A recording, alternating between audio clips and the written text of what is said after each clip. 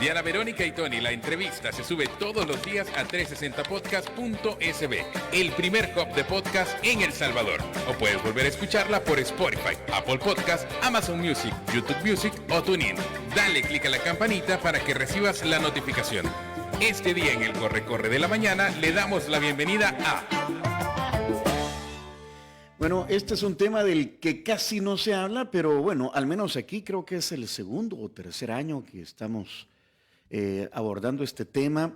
El Día Mundial para la Prevención del Suicidio fue el 10 de septiembre, ¿verdad? Y bueno, está con nosotros alguien que ha estudiado ese tema, que trabaja con personas que han manifestado intención de quitarse la vida, o en el tema de la prevención. Está con nosotros el doctor Ricardo Sosa, criminólogo. Bienvenido, Ricardo, ¿cómo estás? Hola, Ricardo. Buenos días, Buenos Diana. días. Buenos días, Tony. Buenos días a todos los radioescuchas y cibernautas que siguen este gustado programa. Para mí es un honor y un privilegio estar con ustedes.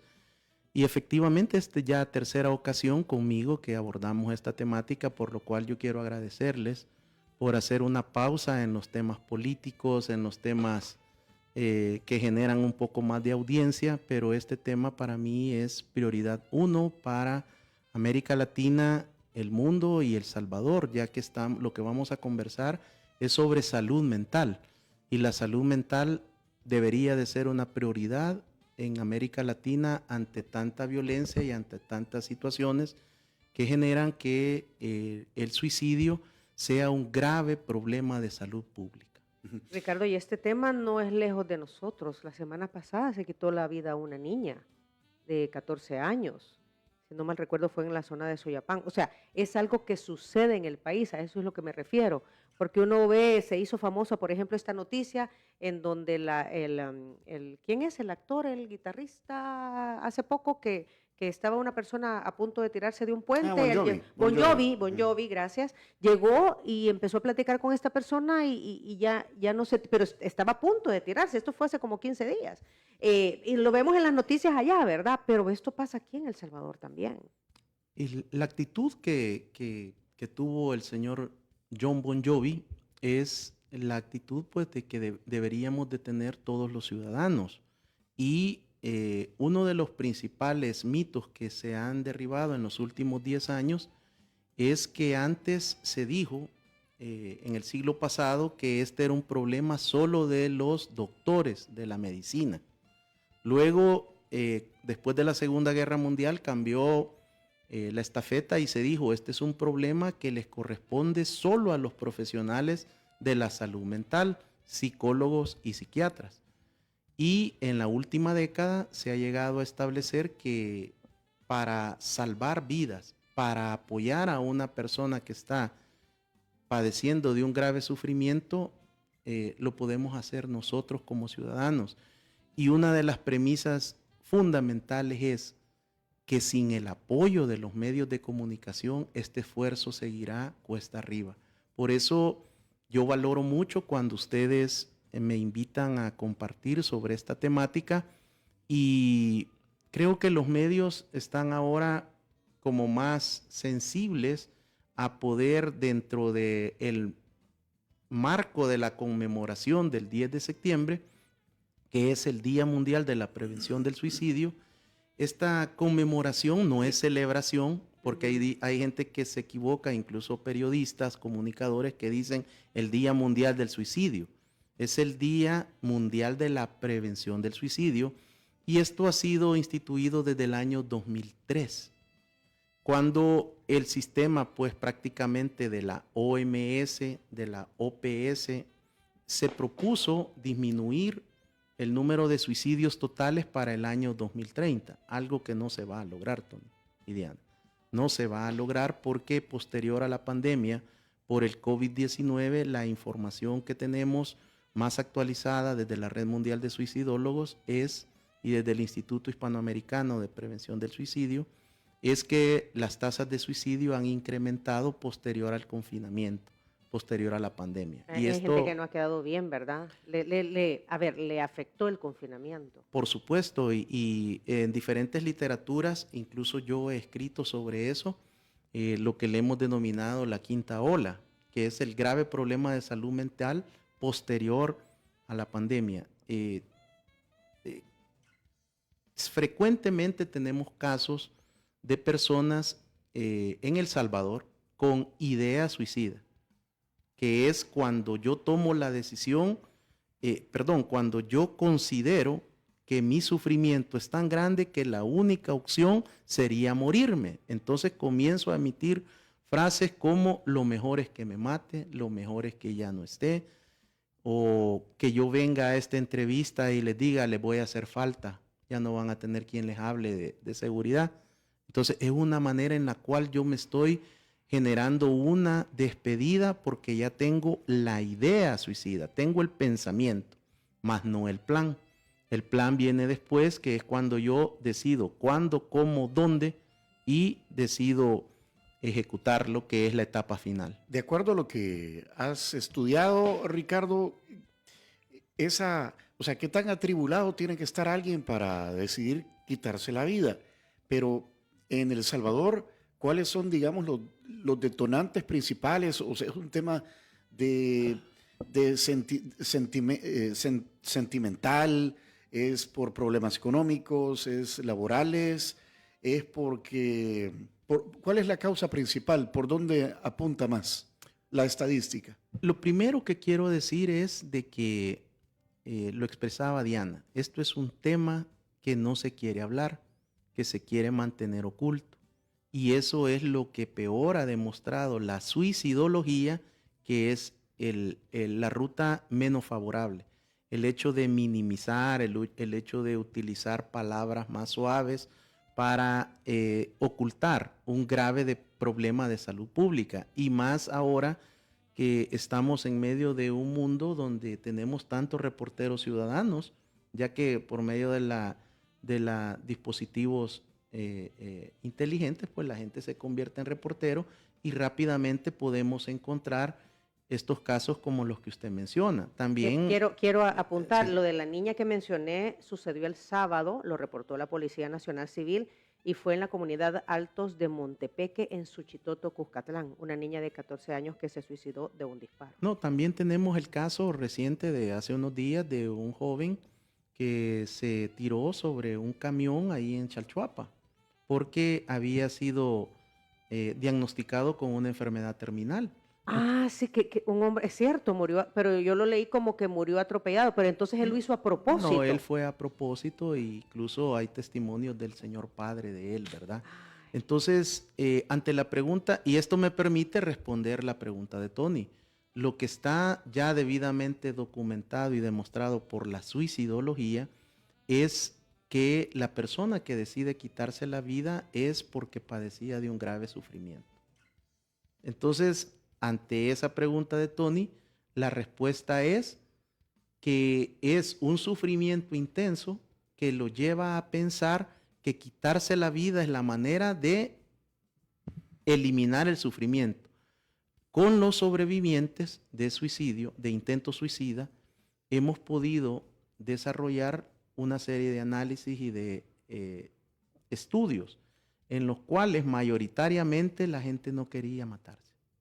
Y eso es lo relevante de esto y por qué lo más importante para la prevención del suicidio es que todos tengamos una conducta como la de Jon Bon Jovi, que él llegó, comenzó a platicar, comenzó a compartir con él, no sé cuánto tiempo lo hizo, pero en algún momento esta persona tuvo que comenzar a exponerle a Jon Bon Jovi lo que sentía, lo que era su sufrimiento. Entonces, muchas personas tenemos temor de hablar de estos temas porque pensamos que nos van a meter una carga que nosotros no vamos a saber qué hacer. Pero nosotros no debemos de tomarnos como consejeros espirituales o como profesionales de la consejería o como que seamos un coach. Lo que estamos haciendo en ese momento es convertirnos en adultos significativos con un principio de escucha activa. Y cuando la persona comienza a hablar, comienza a evitarse que tome la decisión de ejecutar el plan. Y esto es lo más relevante porque ayer tuve yo una experiencia conversando con un grupo de personas. El tema era sobre el alcoholismo. Estábamos desarrollando una ponencia sobre cómo opera y cómo actúa el alcohol etílico desde el momento que yo lo deseo hasta el momento que me llevo esa unidad alcohólica a la boca, cómo comienza a desdoblarse la molécula del alcohol etílico y todo el proceso que lleva hasta el momento de la excreción con las diferentes etapas que ocurren en el cerebro y que tiene una vinculación con casos de violencia. Posterior a la conversación,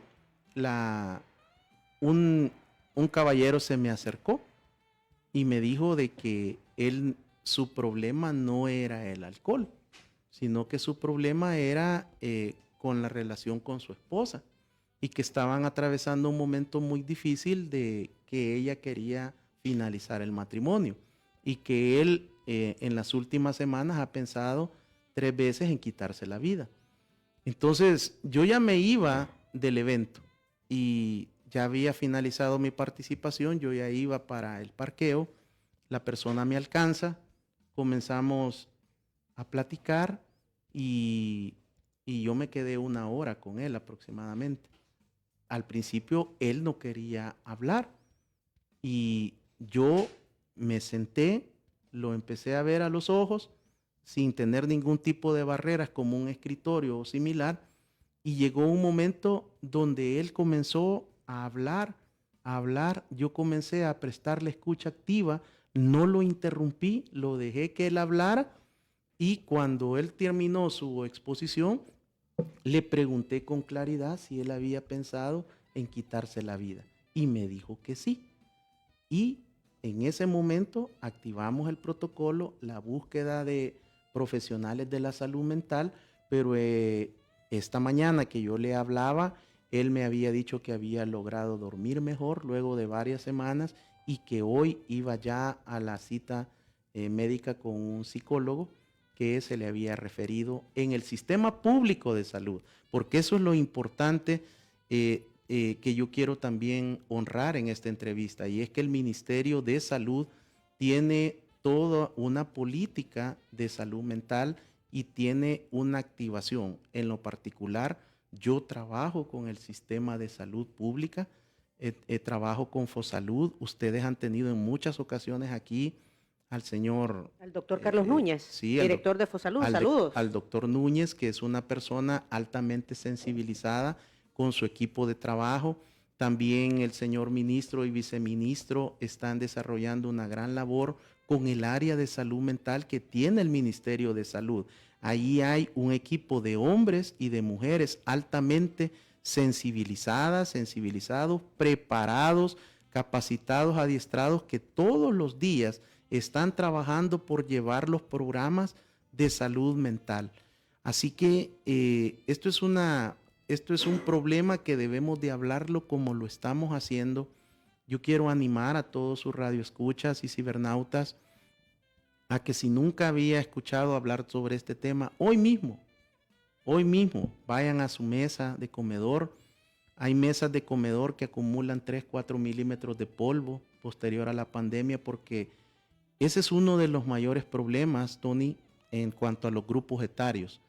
El Salvador no tiene ninguna diferencia a nivel de los otros 4 continentes o 5 continentes donde llevamos los datos, que es el segmento de los 12 a los 29 años, el más atacado, el más vulnerable y el que está padeciendo de mayores problemas de salud mental, de idea suicida, de plan suicida y de ejecución del suicidio. Y es que a esa edad también a uno todo de 12 a 29 años, a esas edades, nosotros, porque yo ya tengo 58 años y yo cuando vuelvo a ver hacia atrás, Ricardo, digo yo, tanta cosa tonta que a uno le afectó, ¿verdad?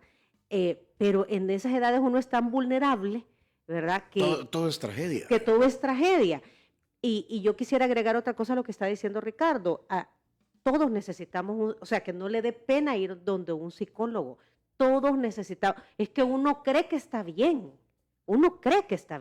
¿verdad? Pero todos tenemos algo que un psicólogo nos puede ayudar. O sea, la salud mental para uno debería de ser como ir al dentista, ir al ginecólogo, y dependiendo de lo que uno esté padeciendo, pues, pero yo he aprendido eso, Ricardo, que no nos debe dar pena y que debemos verlo como algo normal. Y yo le llamaría más higiene mental, vaya, ¿verdad? Yo quiero agregar que también el Seguro Social tiene el apoyo de psicólogo. Hoy que se falleció Roberto, me lo han ofrecido. El oncólogo que veía a Roberto me dijo, mira, Diana, te voy a poner con un psicólogo también, porque es parte del proceso luego que ha fallecido un familiar. Entonces, deberíamos verlo como eso, como higiene mental, Ricardo.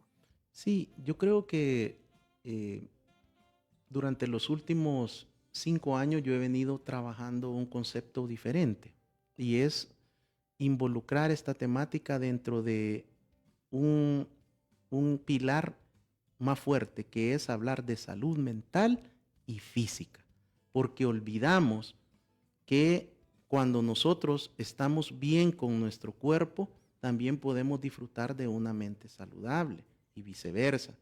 Yo creo que aquí trabajamos muchos programas y proyectos que solo involucran la salud mental, pero descuidamos a los aspectos de la alimentación y de la salud física. Ya hay una medida que nosotros tenemos dentro de la Red Mundial de Suicidólogos y es que 30 minutos 5 veces a la semana. Caminar. Podemos iniciar por muy sobrepeso, por mucha obesidad que podamos nosotros tener de diagnóstico o no. Hay que hacer un esfuerzo de un primer día, 5 minutos. El segundo día, 6 minutos. Y así vamos subiendo hasta que podamos llegar a una meta cercana a 30 minutos diarios por 5 veces a la semana. Y cualquiera diría, pero ¿y eso no incide en mi salud mental? ¿Cómo no? Claro Ajá. que sí, claro que sí. Así que yo quiero vincular a partir de este momento en este conversatorio que es relevante tanto la salud mental como física. Y con lo que usted decía, Diana, yo tengo una convicción muy particular y es lo que trabajamos en nuestro ministerio que se llama Proyecto Abraza la Vida, que forma parte del Ministerio Cristo como Pastor, que venimos trabajando ya por más de 15 años, oponiéndonos, literalmente luchando para que las personas abracen la vida y puedan contrarrestar la ideación suicida. Y es la figura de los padres. Los padres que me están escuchando, yo quiero hacerles un respetuoso llamado a que sean verdaderos adultos significativos. Como niños, como niñas, como adolescentes, se nos trata de que nos brinden alimentación, comida. Ahora, pues dentro de un mundo de tecnología, una tableta, un iPad, cualquier tipo de accesorio que nos ayude en la educación y en los juegos. Pero lo principal que necesitan los niños y las niñas es que se les afirme la identidad, Diana Verónica. Necesitamos trabajar como padres en afirmar en ese niño y en esa niña quién es él o quién es ella. Porque de lo contrario, cuando ingresan al proceso de socialización, que eso va a llegar cuando llegan al kinder, al colegio o a la escuela, ahí comienzan otros compañeros y compañeros a decirles lo que es o lo que no es. Y nosotros tenemos que equiparlos desde casa, afirmando su identidad. No solo hablo de principios y de valores, no solo hablo de lo que tradicionalmente nos enseñan en casa, sino afirmarle quién es él y quién es ella y lo que representa para sus padres y el propósito de vida que tiene de estar en un país como El Salvador. ¿Por qué florecieron tanto las pandillas? Porque ellos aprovecharon y cuando hacían sus rituales de iniciación, luego de una golpiza de 13 o 18 segundos, lo levantaban moribundo y lo miraban a los ojos el jefe que estaba conduciendo ese protocolo de iniciación y le decía, bienvenido a la familia. ¿Te puedes imaginar lo que significa que mejor los pandilleros tuvieron la habilidad de leer las debilidades que tenía nuestra sociedad y ofrecerle una familia? Y qué irónico que la muestra de amor y de recibimiento fuera la violencia y la golpiza, que era falta, que era producto de esa familia disfuncional. Así que no, ahora estamos en una etapa donde a pesar que existen pandilleros criminales todavía que intentan evadir la justicia y que no han sido capturados, que escapan, que intentan huir, la posibilidad es menor de que nuestros niños, niñas y adolescentes sean tratados de reclutar para este estilo de vida criminal y delictivo, aprovechándose de la debilidad de la familia. Si ahora nosotros revertimos ese mensaje y podemos trabajar desde la primera infancia, que es desde los 0 hasta antes de cumplir los 8 años, es el momento de sembrar en la identidad y es el momento de desarrollar el máximo potencial de nuestro cerebro. Desde la criminología, nosotros estudiamos mucho lo que es las neurociencias y la neurocriminología. Y es impresionante la cantidad que estamos desperdiciando que tiene nuestro cerebro y que nosotros deberíamos, desde el hogar y como un complemento en la escuela o en el colegio, estar trabajando para desarrollar más las habilidades cognitivas. Muy bien, son las 8:41, ya tenemos que hacer pausa, ya viene el desayuno de San Martín. Y como es costumbre, Ricardo pues ha estado ya decenas de veces con nosotros desde la antigua colonia, ¿verdad? Le compartimos los alimentos, San Martín, y bueno, también una bolsa de Cherito Café. En esta ocasión, este es un paca semilavado de la finca La Palma y El Túnel, embolsado el 30 de agosto del 2024, o sea que está fresquito. Ok, y usted también, Cherito Café. El Cherito Café usted también lo puede encontrar en las redes sociales, @cheritocafé.sb, en Bolengo Plaza, en el Boulevard del Hipódromo en San Benito y en las tiendas Tengo. Prefiera consumir local. Ya vino el desayuno de San Martín. San Martín celebra septiembre con las nuevas pinzas romanas, que es así una base de pizza, por así decirlo, para que nos entiendan, elaborado con esta masa ovalada, ligera, con ingredientes premium y frescos. Es un producto italiano que ahora encontrará en todas las sucursales de San Martín. Y agradecemos a las amigas de Línea Rosa. El desayuno lo trajo hasta la cabina Línea Rosa, 62004491 es el WhatsApp, o el servicio lo pide a través de la aplicación Línea Rosa, ¿verdad? Seguridad, comodidad, 24/7. Buen provecho, ya volvemos.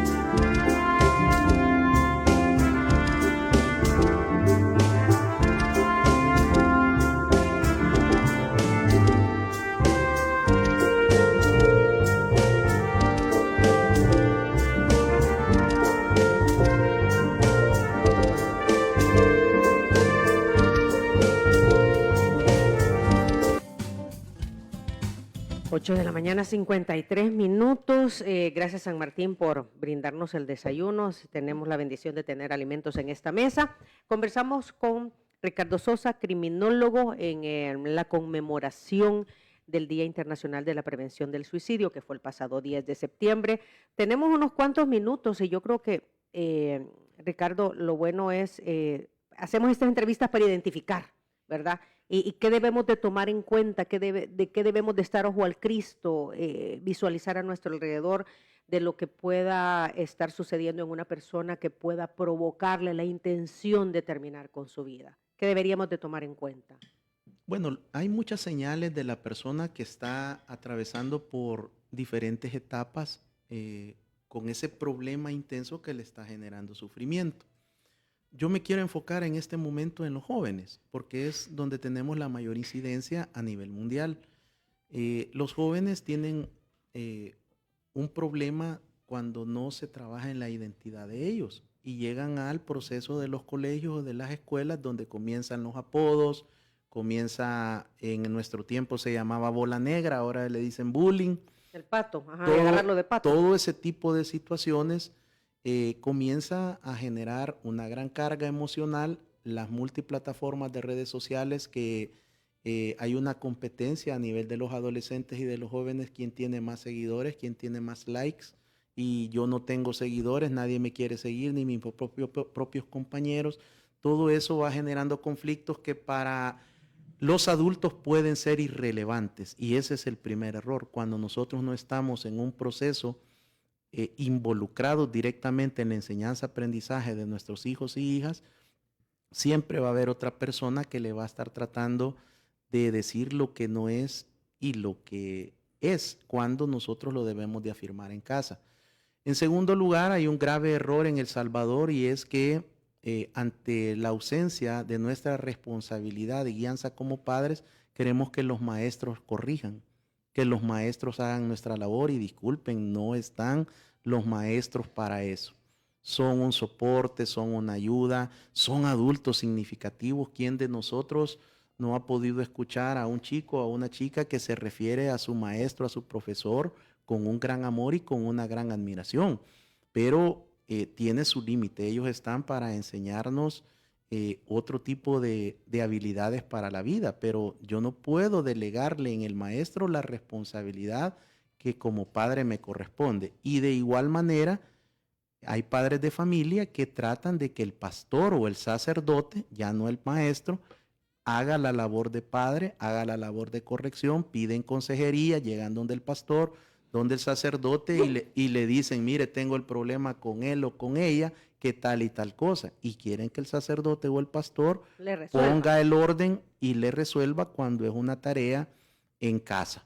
Así que yo siento que hay una cantidad de presiones que en todas las épocas, en nuestra época no habían redes sociales, pero teníamos las mejores redes sociales que eran reales, que eran verdaderas y que compartíamos con nuestros compañeros y compañeras y vecinos.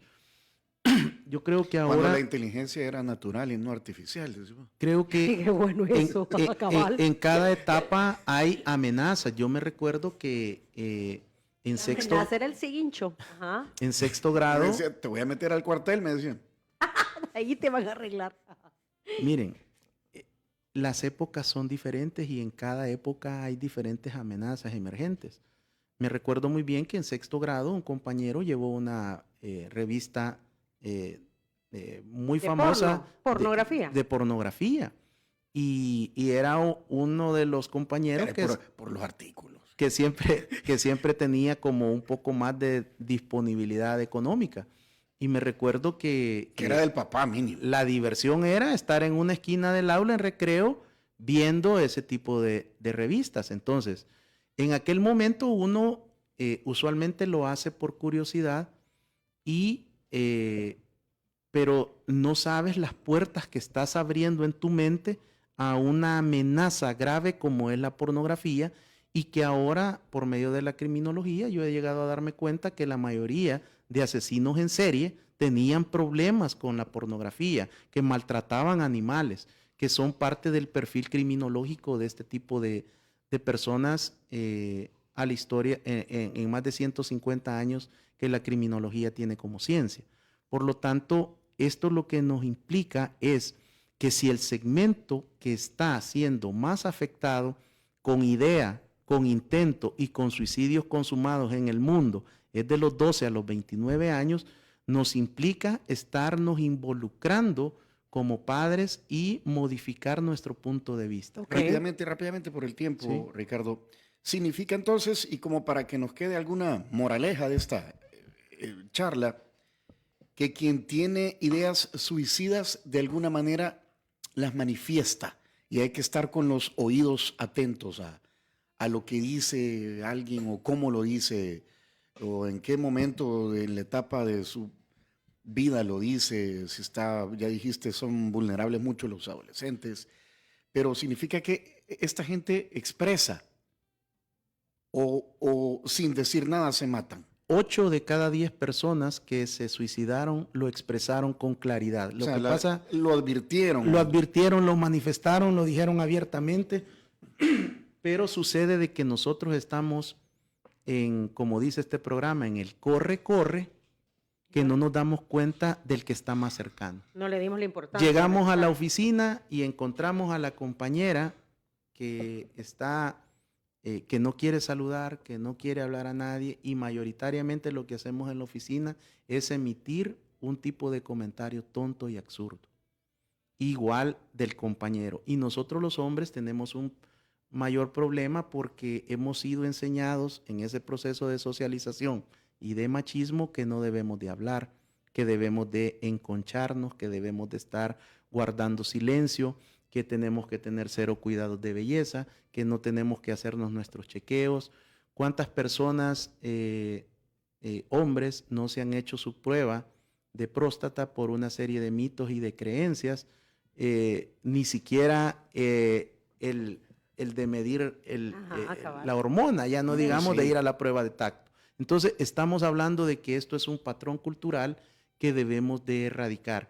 Y el año 2024, ustedes que hacen mención de esta conmemoración del Día Mundial de la Prevención del Suicidio, ha sido este año dedicado a derribar los estigmas y a cambiar la narrativa. Ese fue el lema que se nos instruyó para trabajar durante esta conmemoración, y eso es lo que hemos estado haciendo en este programa, derribando mitos, falsas creencias, leyendas urbanas y sobre todo la necesidad que tenemos de trabajar en salud mental y física. ¿Quiénes son en El Salvador las primeras personas que usualmente se dan cuenta de los problemas de salud mental? Es el consejero o el líder espiritual. Eso está debidamente comprobado. Lo que sucede es que hay que también establecer que los pastores y los sacerdotes mayoritariamente no se preparan en este tema del suicidio. Y quiero decirles también que en las carreras, en las licenciaturas de psicología no se estudia el suicidio. En ningún plan de estudios ahorita en América Latina. Esto quiere decir de que los psicólogos también tienen que hacer una preparación especializada en estos temas de suicidología, y luego cuando llegamos a la parte psiquiátrica, usualmente una de las primeras maniobras es el medicamento. Y en esto necesitamos trabajar en el alma, necesitamos trabajar en el interior, necesitamos trabajar en la identidad de la persona, necesitamos trabajar es un tema en la autoestima. multidisciplinario. Entonces, cuando en programas como se me entrevista a nivel nacional e internacional, quieren que uno les diga una causa para el suicidio. Y el fenómeno del suicidio es multicausal y el abordaje debe de ser multi e interdisciplinario. Por eso, incluso en la palabra de Dios, en las Sagradas Escrituras, también encontramos actores como John Bon Jovi. Ahí está el apóstol Pablo también, que evitó que el carcelero, cuando se había venido un terremoto y se habían escapado los prisioneros, él pensó que lo iban a decapitar. Y el apóstol Pablo no huye, sino que se queda con él y convence al carcelero de que cambiara su punto de vista. Por eso es que ahora nosotros debemos de continuar trabajando en este esfuerzo. Veamos y velemos por el más próximo, platiquemos con la gente, hagámosle sentir cómo se siente, cómo está, hagámosle preguntas directas y utilicemos la pregunta salvadora. Cuando vemos a una persona que está en un alto sufrimiento y que no le vemos esperanza en su proyecto de vida, preguntémosle directamente, ¿has pensado o ha pensado en quitarse la vida? Y la persona mayoritariamente va a guardar silencio. Yo animo a que siga insistiendo, a que siga insistiendo. Cuando ves a alguien que está así, agüitado, como decimos. Hay que preguntarle, hay que buscarlo, hay que hacerlo hablar, hay que insistir, hay que oponernos a esa condición que está padeciendo. Y mi experiencia es que la persona termina diciendo, sí, es que mira, lo que me está sucediendo es esto y esto. Y en ese momento uno siente, ¿y qué le digo a él o a ella al principio? Pero después uno se da cuenta que nosotros no estamos para resolverle el problema al que está delante de nosotros, sino que a activar los protocolos para llamar a los facultados que atienden la salud mental. Nosotros, los que nos hemos preparado y nos hemos capacitado en suicidología, estamos limitados hasta la fase 1 y fase 2, hasta ahí podemos intervenir. La fase 3 es solamente para los profesionales de la salud mental, psicólogos y psiquiatras. Y quiero decirles pues que contrario a lo que se piensa, los países de renta media y renta alta, los más industrializados, los más desarrollados, son los que continúan al cierre del 2023 con las mayores tasas de suicidio. Llámese los Estados Unidos de Norteamérica, países en Europa y en vías de desarrollo con estas características. Y en Estados Unidos, los profesionales de la salud mental y los que trabajan en los cuerpos de asistencia son los que lideran las estadísticas de suicidio. Esto lo que nos dice es que estamos expuestos todos y todas a tener alguna idea o pensamiento suicida? Creo que le has contestado a Rosario Oviedo con lo que acabas de decir, porque pues hay ciertos niveles donde ya tienen que entrar los psicólogos. Ricardo Sosa, aquí presente, tiene un doctorado en criminología, recibió su título de doctor en criminología de la Northern International University con sede en California, Estados Unidos, y por eso aborda este tipo de temas. Pero, dices tú, hasta cierto nivel, luego ya tienen que entrar los psicólogos. Y los psiquiatras. Quizás hago la aclaración, Tony, que no tiene nada que ver la criminología en este esfuerzo que yo estoy desarrollando. Lo que me ayudó a mí de la criminología fue a poder entender cuál era el fenómeno del suicidio en el mundo y en El Salvador, a través de las técnicas de investigación científica que me permitió la criminología, porque era uno de mis grandes temas de investigación al inicio del presente siglo. Ahora yo combino el conocimiento de la criminología más la formación en suicidología, porque para salvar vidas no necesitas ser criminólogo ni suicidólogo. Se necesita ser un adulto significativo que estás generando expectativa de vida, que abrace la vida. Y para eso no necesitas ningún tipo de formación especializada. Ahora, si alguien de los radioescuchas o cibernautas tiene interés en prepararse y en formarse, con todo gusto que me contacten en mis redes sociales para que se incorporen a nuestro proyecto. Eso te iba a decir, porque pues siempre decimos con Diana Verónica, uno no sabe quién está del otro lado escuchando, y tal vez alguien está ahí agüitado y necesita ayuda. O tiene alguien muy cercano, ¿verdad? Entonces, ¿cómo se comunican contigo? Bueno, si en este momento hay una persona que nos está escuchando o nos está viendo y tiene un sufrimiento intenso, tiene una idea suicida, si usted tiene un plan suicida, si este día tiene planificado finalizar con su vida, o cuando vea la retransmisión a través de las multiplataformas, usted está atravesando por ese momento, yo quiero decirle que usted no está solo, que usted no está sola, y que puede comunicarse con mi persona a través de las multiplataformas de redes sociales que están habilitadas en Twitter y en X, y en Instagram como J. Ricardo Sosa, en Facebook como experto en seguridad, en YouTube como Ricardo Sosa TV, en el correo info@ricardososa.net, en la www.ricardososa.net, y puede comunicarse al 7042-7777, 7042-7777, llame, escriba, porque nosotros le vamos a acompañar y le vamos a ayudar para que sea atendido por un profesional del sistema público de salud, que tienen excelentes resultados en oponerse y en ayudar a las personas de manera integral. Gracias, Ricardo. Gracias, Ricardo. Y si no, pues como ya bien lo decía él, pueden volver a escuchar esta entrevista. Y aquí está el camino. Si quieres volver a escuchar esta entrevista, ingresa a 360podcast.sb, el primer hub de podcasteros salvadoreños. Sigue a Diana Verónica y Tony la entrevista en Spotify, Apple Podcasts, Amazon Music, YouTube Music o TuneIn.